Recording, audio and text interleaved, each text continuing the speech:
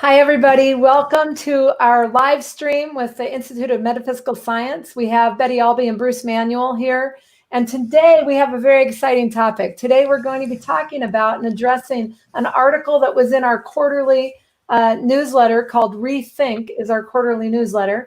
And there was an article written by Bruce, who is the editor of our newsletter, why Stephen Hawking believed time travel might be possible. So what we're going to do is we're going to walk through that article and we're going to relate that to the writings of Margaret Laird and Betty Albee and whatnot into science and really expand, because we've been looking at expanding your sense of self, expanding what you think of yourself as this in the mirror, but it's who each of us is so much bigger than all of that. So we're going to be exploring that. And this is based off of Stephen Hawking's that we're going to base it off of is off of a mini-series that was produced by the Discovery Channel as a TV mini-series in 2012 called Into the Universe with Stephen Hawking. And it's available on Amazon Prime or Hulu, or anyways, you can search and you can view it. So what we're doing is we're going to relate them back and forth, and we're going to have this really cool conversation. So welcome, Bruce. Welcome, Betty. Thank you. All right, so let's get started. So in this whole series it was episode number 2 on time travel. Time travel was once considered heresy, and this is from Stephen Hawking. I used to avoid talking about it for fear of being labeled a crank, but these days I'm not so cautious. To see how traveling through time might be possible, we need to look at time as physicists do, as the fourth dimension. So if you think about it, driving in a straight line, you're traveling in one dimension. Turn right or left, you're traveling in 2 dimensions. And then you drive up or down a twisting mountain road, and that adds height. So that's traveling in 3 dimensions. But how on earth do we travel in time? How do we find a path through that 4th dimension? Physicists have been thinking about tunnels in time. We wonder if portals to the past or the future could ever be possible within the laws of nature. As it turns out, we think they are. What's more, we've even given the tunnels a name, wormholes. So that's from Stephen Hawking and from that TV miniseries. So let's relate that then to science, to metaphysical science. So Bruce, the one thing that you said, or that you wrote in the article, was the sciences are the media evolving from clearer views of reality, as a quote from Margaret Laird. Let's discuss that a little bit. And I think we've got some more ideas here to uncover. So I'm going to open it up. Okay. I'm afraid I did very little here. All I did was pull some quotes from a 1950 paper by Margaret, because I thought they related to what Hawking was saying, and especially to our understanding of our universe. And so I loved Stephen's clarity on all this stuff that might be hard to grasp if you didn't know it backward and forward the way he does. So, and I love Margaret's perspectives on how the sciences relate and work in showing us our views of reality. And so Kim did a teleconference early this year on that paper from 1950, and that was the first I knew it existed, and was really excited by a lot of the things it had to say, and I hope you will be too. Very cool. All right. How about Betty? How about you? Well, I think what Margaret is saying there that relates to this paper, to this discovery thing that Stephen Hawking did, was she talks about the sciences, and she often quotes from physicists and quotes well-known people who are informed on this level. And when you talk about metaphysical science, which the fundamental idea is that everything is infinite mind, then the sciences which we all relate to as physicists or chemistry or one of the physical sciences. You have to remember that they don't occur by accident. All of the sciences, every one of them, are language illuminating reality. So they're ideas that are being seen, heard, and felt all the time, every day. And what are they? They are the best view we've got right now of reality. Reality is what's going on. How we see it, our point of view, you might say, is just our point of view. There's more. There's more to be seen. There's a wider view. Right. And we sort of have to work our way into it, as it were. Right. And there's a quote from you, actually, from one of your seminars, I believe, in White Plains in 2003. That where you said, as a practicing scientist, I need to be very clear that out of my own being, my world is blessed or not, and it is all up to me. Yeah. So, Bruce, anything else on that portion of this? Well, here's another statement from the 1950 paper by Margaret that didn't make it into the Hawking passages, but I think it's a good point. If mathematics, physics, and astronomy be language for the perception of infinite eternal ideas functioning according to fixed principles, they have a definite relationship to psychology and religion, which is how she describes metaphysical science. Mm-hmm. So there she's making the connection between what we call the physical sciences, these two of them or three of them, and metaphysical science. Very good. Yeah, very good. Anything else for you, Mom, on that one for Betty? No. All right. So then the paper goes on, the article on reThink goes on. And again, quoting from Stephen Hawking, saying wormholes are all around us, yet only they are too small to see, very, very tiny. They occur in nooks and crannies in space and time. You might find it a tough concept, but stay with me. Nothing is flat or solid. If you look closely at anything, you'll find holes and wrinkles in it. It's a basic physical principle, and it even applies to time. Time flows like a river, and it seems as if each of us is carried relentlessly along by time's current. But time is like a river in another way. It flows at different speeds in different places. And that is the key to traveling into the future. This idea was proposed by Albert Einstein over 100 years ago. He realized there should be places where time slows down and others where time speeds up. He was absolutely right. The proof is right above our heads out in space. This is the global positioning system. Anyone who has a GPS in your car or anything else? The GPS, a network of 31 satellites in orbit around the Earth. The satellites make satellite navigation possible, right? And yet, what we also know is the GPS system also reveals that time runs faster up there than it does down here on Earth. I never knew this, by the way, and this is Stephen Hawking still. Inside each satellite, there's a very precise clock. But despite being so accurate, these clocks all gain around 1/3 of a billionth of a second every day. The system has to correct for this drift. Otherwise, that tiny difference would upset the whole system, causing every GPS device on Earth to go off by about 6 miles a day. Now, you could just imagine the mayhem that would cause. So to that end, let's see. The quote here is, physicists were led step by step to the discovery that energy is mass.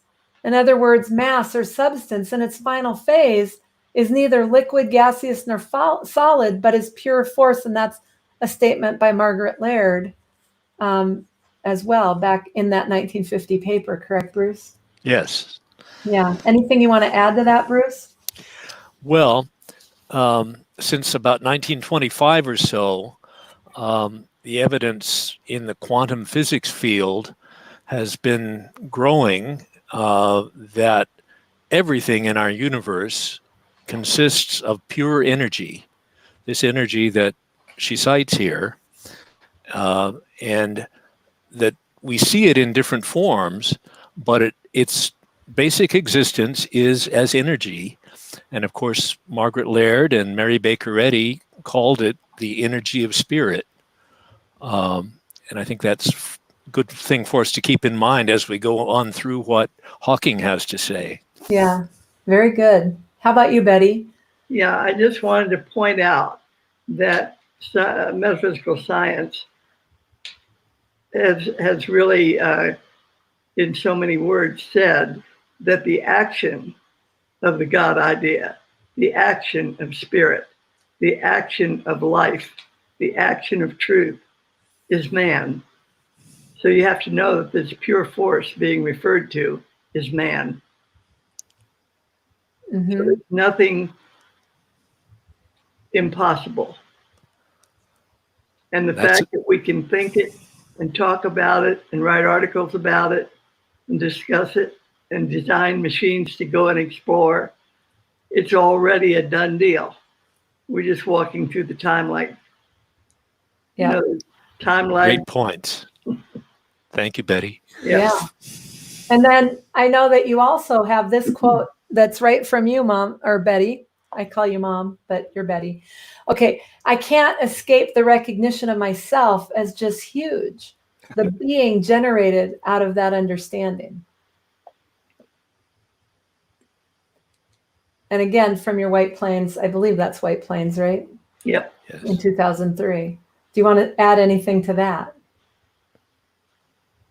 I think it's true of every individual.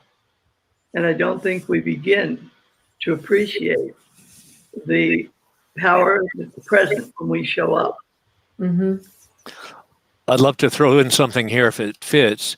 Yeah. At the beginning of each program in this little 3-part miniseries, he starts with the statement, although I cannot move and have to speak through a computer, in my mind, I'm free from the universe and ask the big questions. And, you know, many of us are in a very different situation. It's not physical limitations that keep us from asking the big questions. It's our absorption in what we think life is, the daily busyness and so forth. And we also forget to look at those big questions and save time to consider them. And I think science is a real wake-up call to say, are you this tiny little thing so vulnerable to everything, or is there more to you? And science shows there's a heck of a lot more to each of us. Yeah, very good. That's very fun. So going on with the article, and this is again back to Stephen Hawking's and the Into the Universe series. The problem doesn't lie with the clocks. They run fast because time itself runs faster up there with those GPS satellites than it does down here on Earth. The reason for this extraordinary effect is the mass of the Earth. Einstein realized that matter drags on time, slows it down like the slow part of a river. The heavier the object, the more it drags on time. And this startling reality is what opens the door to the possibility of time travel to the future. A simple example, the Great Pyramid of Giza in Egypt. It weighs more than 40 million tons. And like all heavy things, it actually slows down time. The effect is small, billions of times smaller than the effect of the Earth itself would be.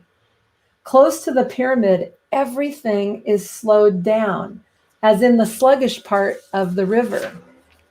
Beside the pyramid, time itself is passing slower compared to how it's passing further away. If people near the pyramid look outwards, they must see the opposite effect, time in the distance as running fast. It's a simple result of the mass of the pyramid, and this distortion opens up the door to the possibility of time travel. And of course, the statement from Margaret Laird is metaphysical science in translating matter into mind does not destroy matter, but restores it to spirit. So anything more about that, Bruce? Well, I had the privilege of visiting the Pyramid of Giza, the Great Pyramid, a few years ago, and it was not obvious to me as I looked out from the pyramid that anything was moving slower. But you can tell from Hawking's calculations that it's just a billionth of a second or so that couldn't be observed in human perception. But we all have the limitless perception of mind itself as infinity. Mm-hmm. And that's what matters to us.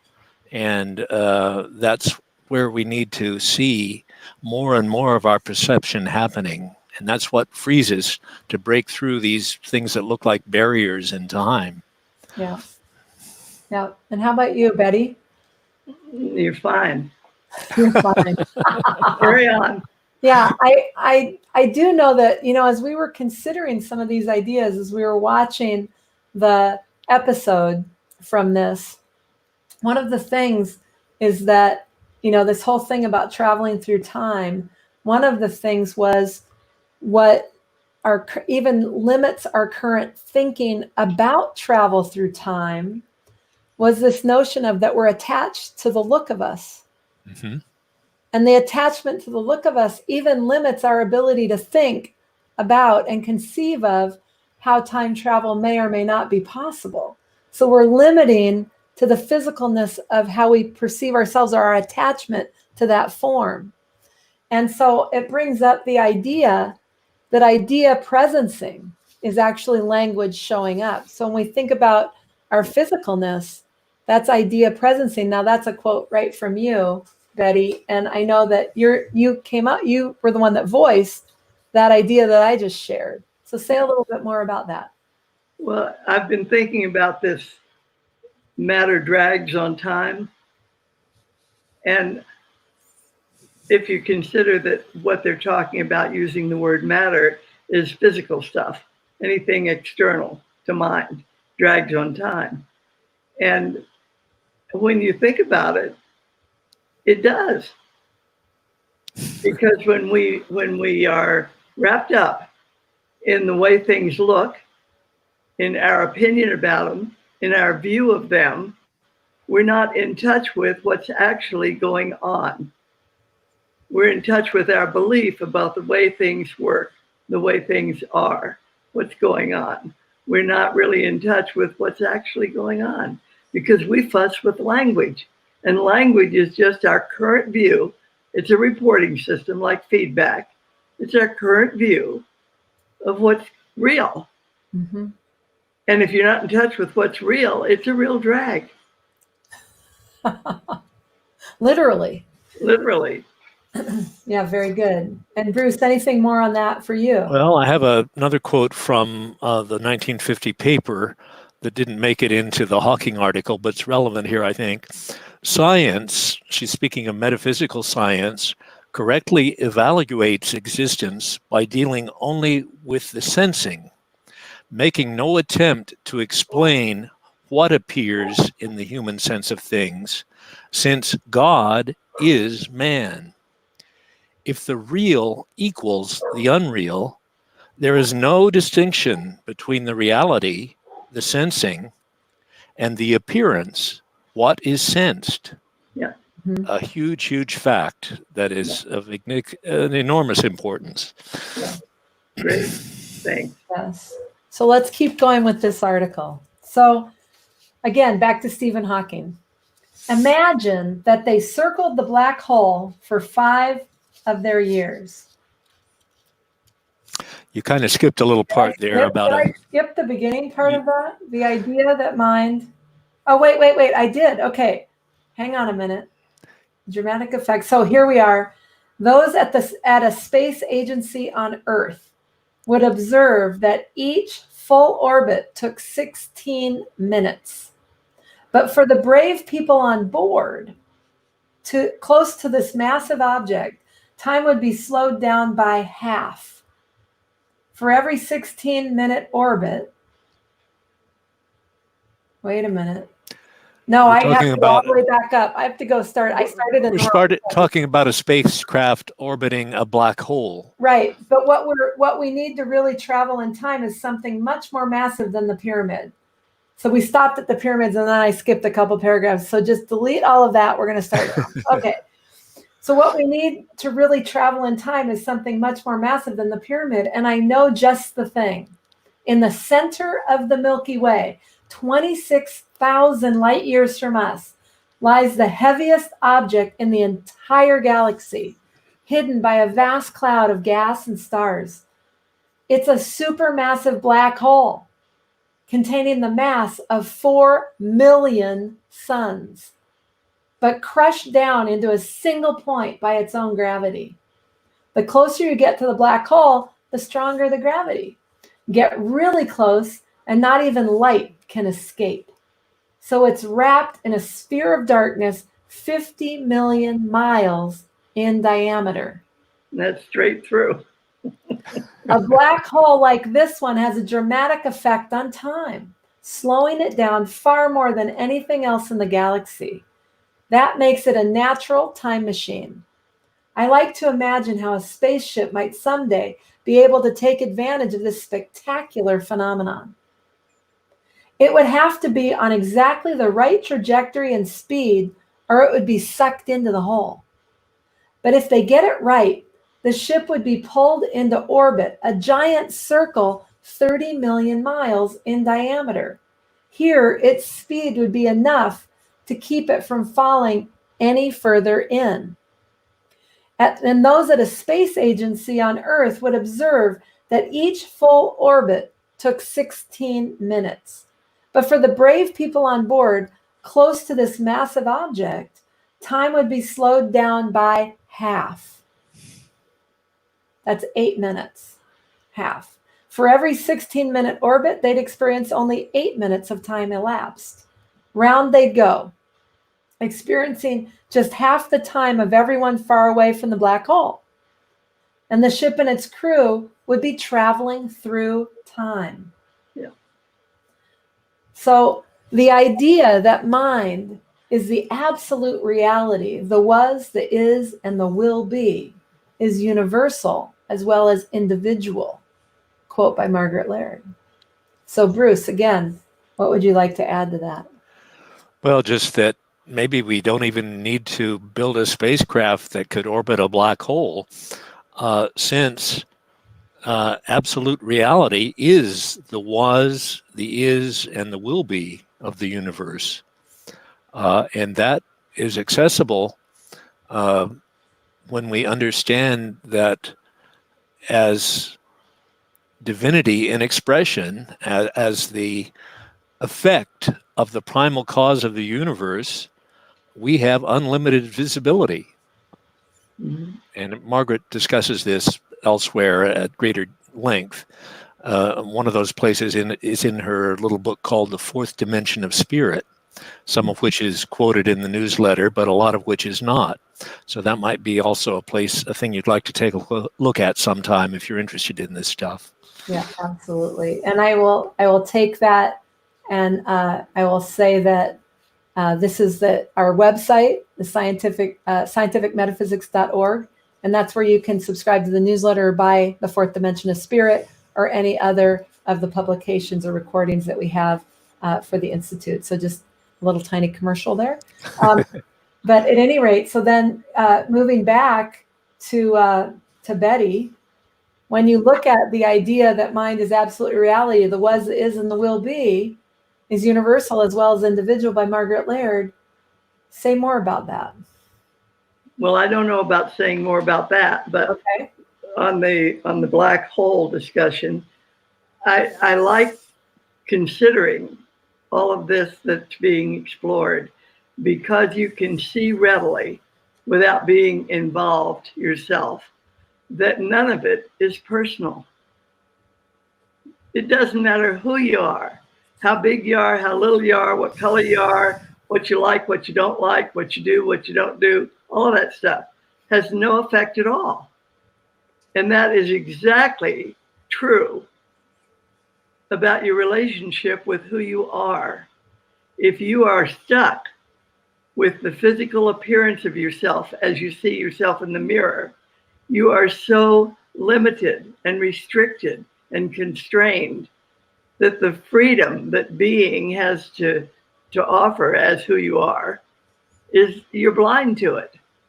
And you're hooked by the trappings of that two-legged thing that you think is you. Mm-hmm. But none of this stuff is personal. None of it at all. It is like talking about 2 and 2 is 4 or 2 and 2 is 5. One of them works and one of them doesn't. And it's not personal. Right. And so who I see myself to be is a huge opening for freedom. Mm-hmm. And that's exactly what Stephen Hawking availed himself of when he realized that his body wasn't going to function anymore. He went right on and did amazing things. Yep. So this business of being personal about stuff and being attached to it and limited by it is a real drag. Yeah. Yeah. All right. So keeping going with the article, and I do know where I stopped. So this is back to Stephen Hawking. Imagine that they circled the black hole for 5 of their years. 10 years would pass elsewhere. When they got home, everyone on Earth would have aged 5 years more than they had. The crew of the spacecraft would return to a future Earth. They would have made a journey not only in space, but in time. But though a supermassive black hole is a time machine, it's not exactly practical. It's pretty dangerous. It's a long way away, and it doesn't take us very far into the future. Another way to travel in time represents our last and best hope of building a real-time machine. Traveling through the 4th dimension will never be a walk in the park. But there is a surprisingly straightforward way to do it. You just have to travel very, very fast. Much faster even than the high speed required to keep a spaceship out of that supermassive black hole. This is because of another strange fact about the universe. Its cosmic speed is 186,000 miles per second, the speed of light. Nothing can exceed that speed. I realize this sounds weird, but trust me, it's one of the best established principles in science. Margaret Laird said, the individual consciously living the life principle thinks himself where he would be and brings the creative mind into the conscious experience of his divinity. So again, Bruce, I open it up to you. Well, it's a wonderful freeing thing. We might not even have to try to construct something that travels close to the speed of light, 186,000 miles per second, if we can think ourselves where we would be. And Margaret sees that as a possibility because of what each one of us is as infinite being. Yeah. And Betty? Yeah, and I added into that, she's quoting when she says that he thinks himself where he would be. And I think not only where he would be, but who he would be, what he would be, why he would be, and how he would be. We think all of that. And we blame it on circumstances surrounding us, on others that we think are out there, outside of consciousness. And then we wonder why we have problems. And they're all wake-up calls saying, who are you being? What are you believing about yourself? What do you think is going on around you? Somebody else doing something or you being limited? Mm-hmm. And I get back to the attachment thing that you said when we were watching the episode, which is what constrains the whole view and vision of time travel at all is our attachment to the look. it's the drag of matter. Yeah. And of course, we know that matter is mind, but in the physical world, that isn't acknowledged very much because there isn't anything but mind going on. Right. If you talk about reality, we're not in touch with reality most of the time. We're in touch with our point of view of reality, and we think that's it, and it hasn't begun to touch it. Right. So you need to rethink who you're being and what's actually true Yes. and what's real. And you know what the proof of the pudding is? It's in the way you live it. It's in the eating. It's in the living of it. Yeah, I would say it's in the practice. Yep. The practice each day and every moment. Yeah. Who are you being? Mhm. Right now, right now, right now. Yeah, very good. I love this. I think there might be one more thing, if you could have a moment, Yes. from the paper that isn't in the newsletter. Spiritual values come to view as revelation, intuition, and reason. Mhm. Soul, science, is the seeing, which is unlimited vision. The nuclear fission, which does not destroy, but uncovers beliefs and theories to the end that they disappear to reappear in fairer form, more nearly approximating the divine. Yep. Very good. Very good. Anything more for you, Mother? I mean, Betty? That's it. Got to stop that. All right, Betty. Okay. All right. So let's imagine a track that goes right around the Earth, a track for a super fast train. Again, this is Stephen Hawking. We're going to use this imaginary train to get as close as possible to the speed of light and see how it becomes a time machine. Its passengers have a one-way ticket to the future.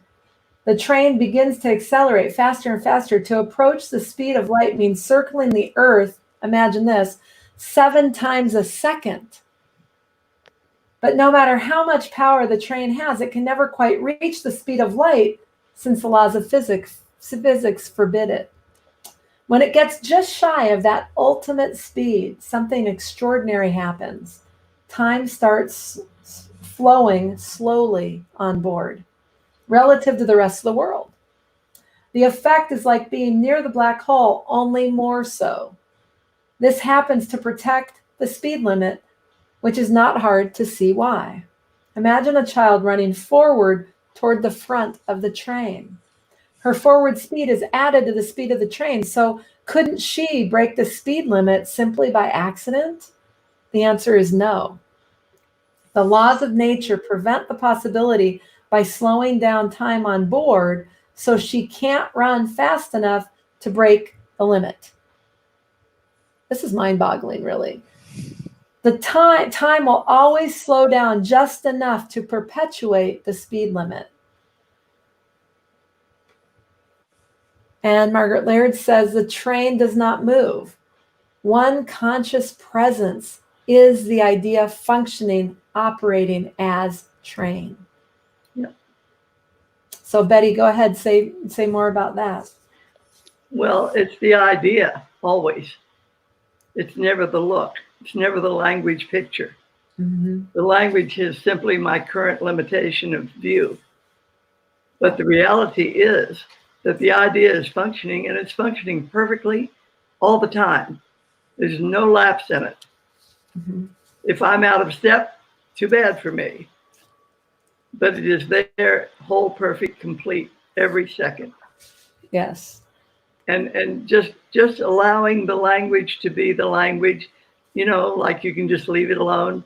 Oh yeah, that thing, and leave it there, and take a look and see, wow, what might be possible here.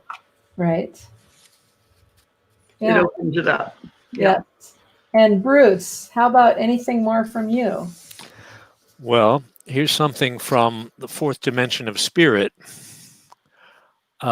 where Margaret predicts that we shall be aware of and can reproduce the friends and the things apparently located in the world of 3 dimensions. This seeing is not the observing of something, but the understanding, which is the existence of all things. Yeah. Very good. All right. Anything else? You just have to add to that we are not creatures who understand. Reflectively, we are the presence of understanding. And that looks like an improved picture, but that's just feedback. The freedom is in living that idea consciously. Did I get confused, anybody? No, that's great. And again, if anybody has any comments, any questions, just please put them into the comments and questions, and we'll see them. And I will see if we can get them addressed also on this in this conversation. So we'll go back to the article. From the fact comes the possibility of traveling large distances into the future. Imagine the train left the station on January 1st, 2050. It circles the Earth over and over again for 100 years before finally coming to a halt on New Year's Day, 2150. The passengers would have lived only 1 week because time is slowed down that much inside the train. When they got out, they would find a very different world from the one they left. In 1 week, they'd have traveled 100 years into the future. Of course, building a train that could reach such a speed is quite impossible, but we have built something very like a train, the world's largest particle accelerator at CERN in Geneva, Switzerland. Deep underground, in a circular tunnel 60 miles long, there's a stream of trillions of tiny particles. When the power is turned on, they accelerate from 0 to 60,000 miles per hour in a fraction of a second. Increase the power and the particles go faster and faster until they are whizzing around the tunnel at 11,000 times a second, which is almost the speed of light. But just like the train, they never quite reach that ultimate speed. They can get to only 99.99% of the limit. When that happens, they too start to travel in time. We know this because of some extremely short-lived particles called pi mesons.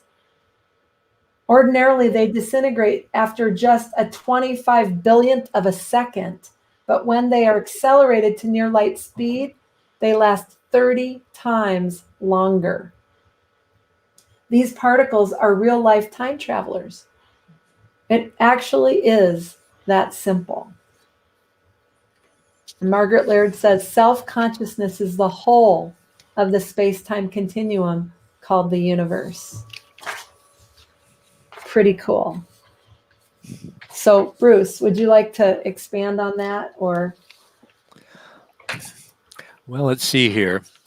Also in the fourth dimension of spirit, Margaret says, the character Jesus in the biblical story of the Christ, the revealing of the God idea as man, was not describing any clairvoyant or spiritualistic vision when he said, before Abraham was, I am, and Abraham rejoiced to see my day and was glad. Truth is a continuous comprehending of awareness. Very good. Betty?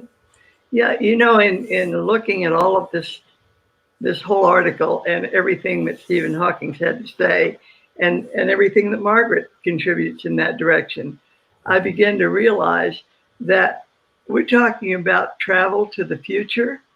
That means it's already established. There's no surprise. There's nothing going on out there that isn't present right now. So the freedom and the expansiveness and the lack of restriction and the you talk about super technology, anything that you can vaguely imagine showing up in the world in everyday experience. It's all present. It's all present. It's our own blindness that keeps us from enjoying it. You know, it's possible right now to have huge freedom. It's almost like equating what they're talking about, calling time, with what we talk about when we say reality. What's real is present, fully expressed right now. We call it the future, we call it the past, we call it what, you know, some of it's available, some of it's not. How come? They should have that solved by now, for heaven's sakes. We can go to the moon. How come I can't close the door and have it stay closed? You know, that kind of thing. But I just realized suddenly that we're talking about time travel. It means that it's already present. It's an established fact. There wouldn't be anything to travel to if it weren't. Right. That's right. It's like, I was just thinking to myself, we've talked about in my classes anyway, that perfection is fundamental.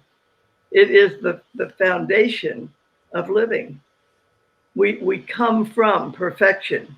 And I thought, heck, that's present right now everywhere. What is going on here?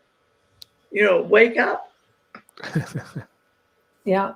Yep. So returning to the article, again, more Stephen Hawking here. If we want to travel in the future, we just need to go fast, really fast. And I think the only way we will ever be likely to do that is by going into space. The fastest manned vehicle in history was the Apollo 10. It reached 25,000 miles per hour, but to travel in time, we'll have to go more than 2,000 times faster.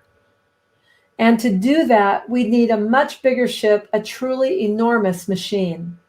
The ship would have to be big enough to carry a huge amount of fuel, enough to accelerate at it nearly to the speed of light. Getting to just beneath the cosmic speed would require 6 whole years at full power. The initial acceleration would be gentle because the ship would be so heavy, but gradually it would pick up speed and soon would be covering massive distances. In just 1 week, it would have reached the outer planets, gas giants like Neptune. After 2 years, it would reach half light speed and be far outside our solar system. 2 years later, it would be traveling at 90% of the speed of light and passing our closest star system, Alpha Centauri, around 30 trillion miles away from Earth. 4 years after launch, it would begin to travel in time. And Mrs. Laird said, mind is the immutable essence, which does not underlie the structure of the so-called physical world, but is that structure. Yeah. Betty? Yeah, I just wanted to say, I'm listening to all of this about the speed and the need for speed and the technology it takes to attain the speed and what happens when you get to that great speed and all that stuff. And speed means less drag. And in everyday living, the drag are my opinions, my considerations, my judgments, my doubts, my wonderings. It's not being in touch with what's real. That's a drag, and it holds you back. And you literally give up freedom when you indulge in the drag.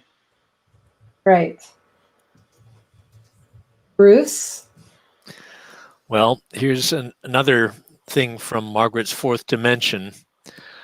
She says that in that consciousness, her quote starts with what I'm about to say, not what I just said. The past is recoverable and revocable, and the future predictable, because the knowledge of things as they are constitutes, as they actually are, constitutes the seeming of things.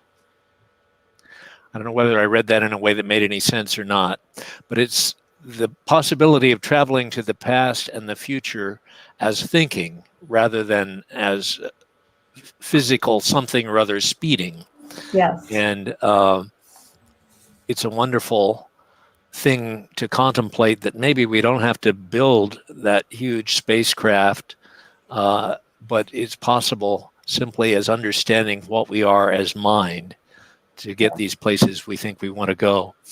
Yes, very Yeah, good. and you just brought up something that triggered for me that we've got to really see that the only time we live and move and have being is now. And now is the past, and now is today, and now is tomorrow. Right. Those are terms we have given to our points of view with regard to what we're talking about, but actually we can only live now. And so the only time I can be free is now. The only time I can be hanging on to drag is now. And the only time anything occurs for me at all is now. I can't, it's not going to happen tomorrow. It's not going to happen yesterday. It's not going to happen today unless I'm being myself. Yep. And I'm present. Very good. And so I want to end there. And there's more in the article for those of you who are interested. It's part of our reThink quarterly newsletter. And you can visit our website at the Institute of Metaphysical Science at scientificmetaphysics.org and explore that. We have lots of different programs. Again, we do these live streams every week at 5 p.m. Pacific, 7 p.m. Central. Is there anything you would like to say as parting to end the session? Bruce, I'll pass it to you. Well, there's just a treasure trove of things that are available through the IMS and through Betty's and Margaret's writings. Explore them. They'll open up a whole new universe for you.